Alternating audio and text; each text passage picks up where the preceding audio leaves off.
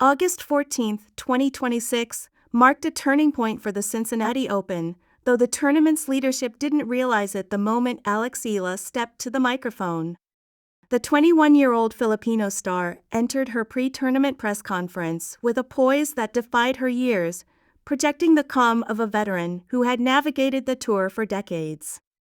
She answered questions with surgical precision, thanked the gathered media with genuine warmth, and recorded a brief promotional video for the tournament's digital platforms.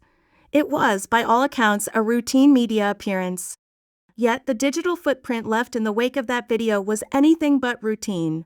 Within hours, Cincinnati officials watched in disbelief as that single clip eclipsed the engagement of every other player at the event.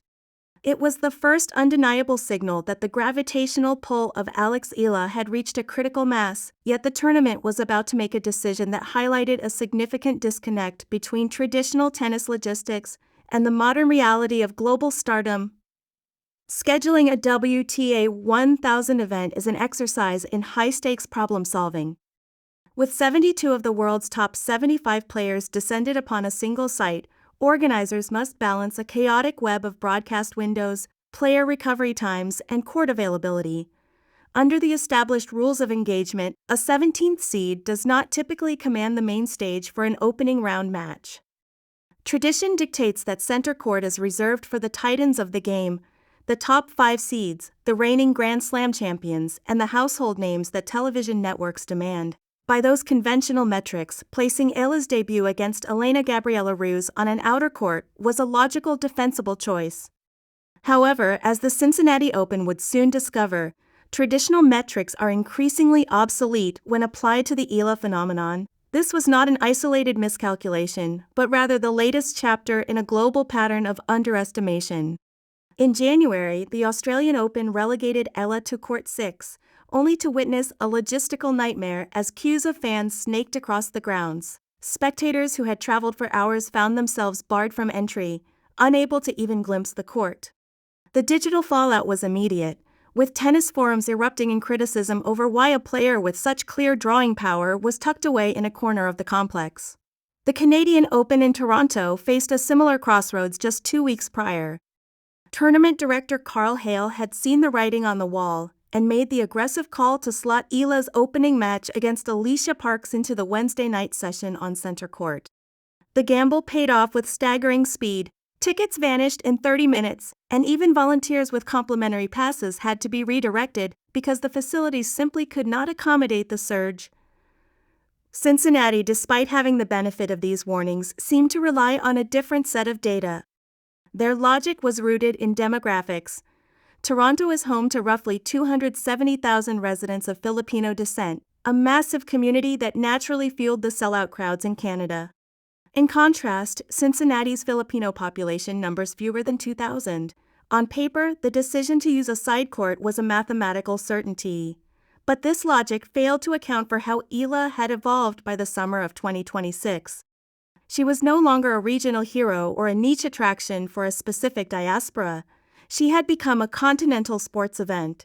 Fans were now crossing state lines and driving for half a day not just to watch tennis but to be present for an Eala match. She was attracting casual observers who had never previously purchased a tennis ticket, drawn in by the viral momentum and the sheer weight of her growing reputation. When Eala finally took to that outer court to face Ruse, the environment was electric, bordering on claustrophobic. From the first strike of the ball, the gap between the two players was startling. Eala, a left-hander with a forehand that dictates the terms of every rally, moved Ruse with clinical efficiency. She used sharp, biting angles to push the Romanian deep behind the baseline, denying her the rhythm required to stabilize her game.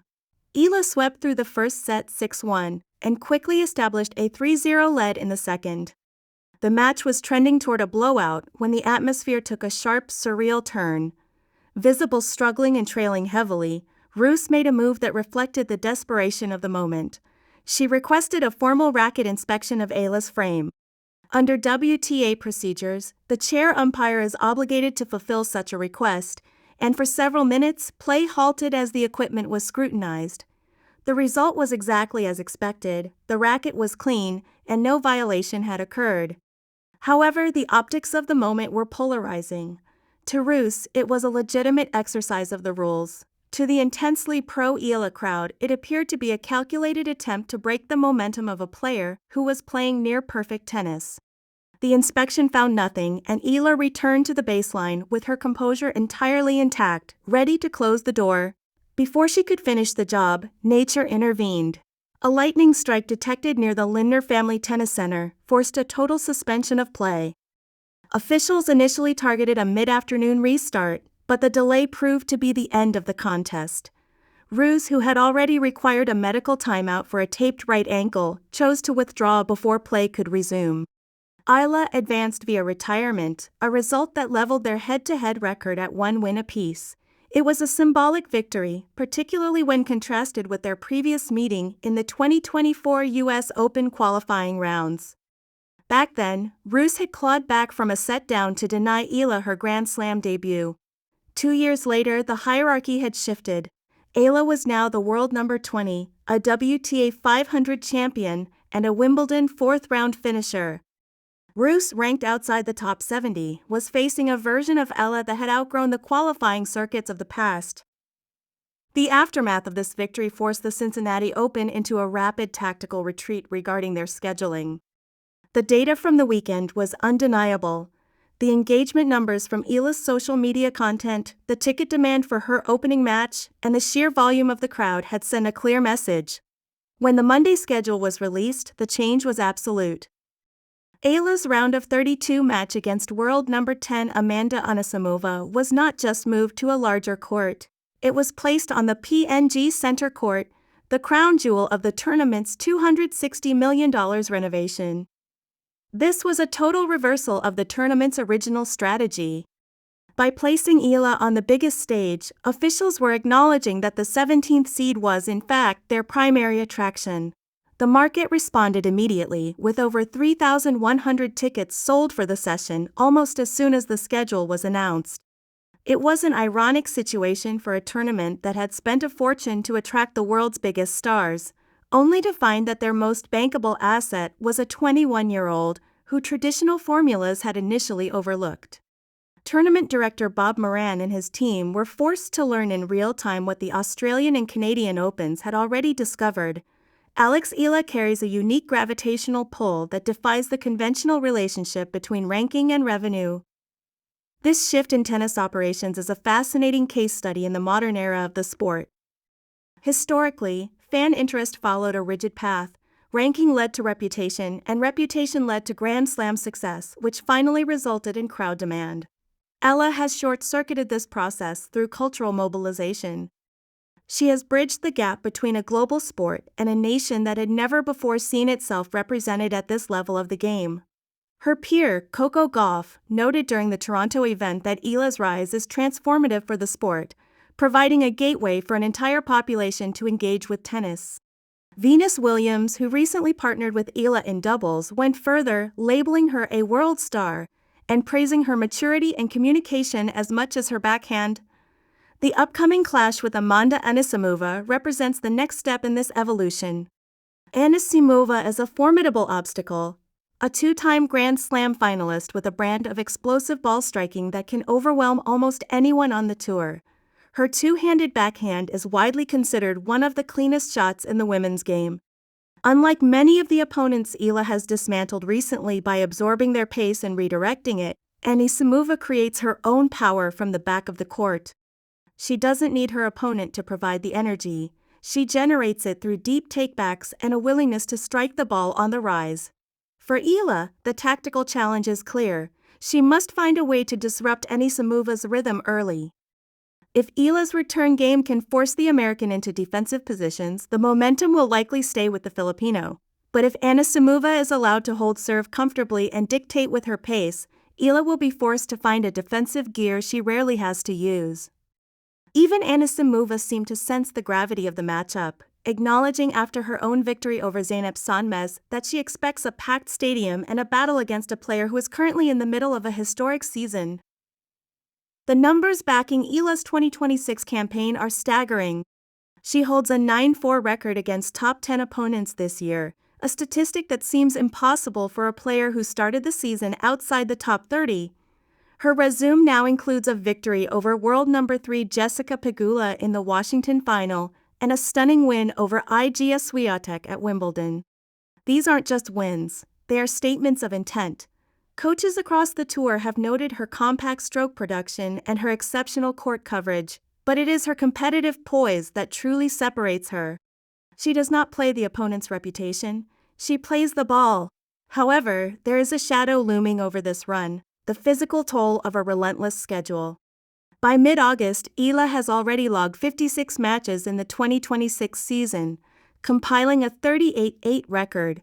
She has gone from the high-pressure environment of Washington to the deep waters of Toronto and immediately into the intensity of Cincinnati.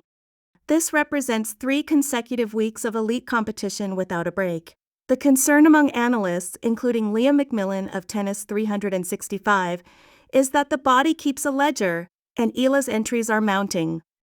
With the US Open looming on August 30th, and commitments to exhibition events and mixed doubles championships with Felix Auger-Aliassime, Eala is facing a 2-month stretch of non-stop high-stakes tennis.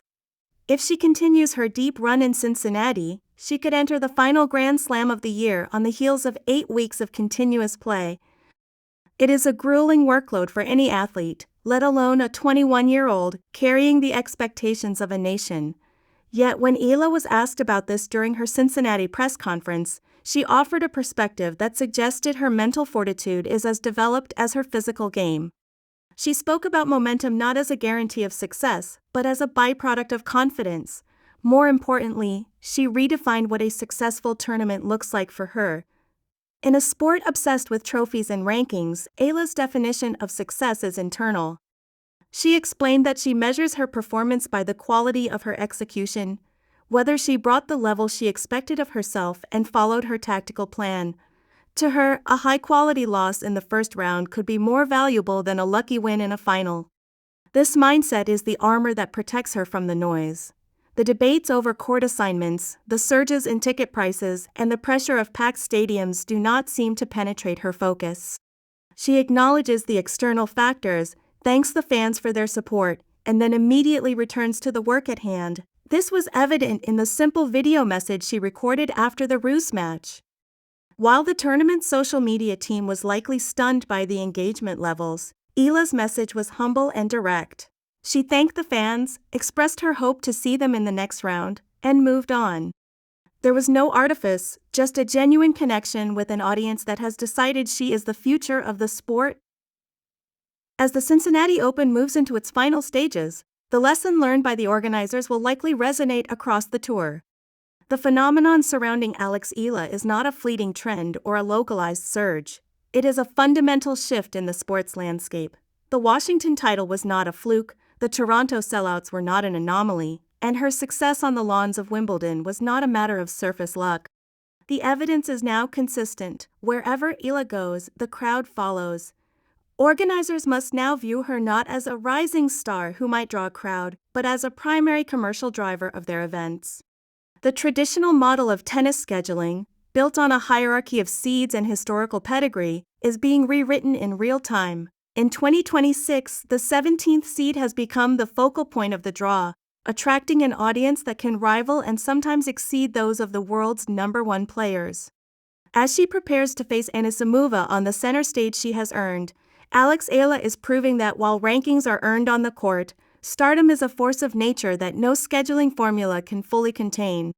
The Cincinnati Open, having narrowly avoided a logistical oversight, now sits back and watches as its most in-demand attraction prepares to take the spotlight she was always destined for. Alex Eala problem has become the tournament's greatest asset, a vivid reminder that in the modern game, the biggest stories are often found far beyond the top 5 seeds.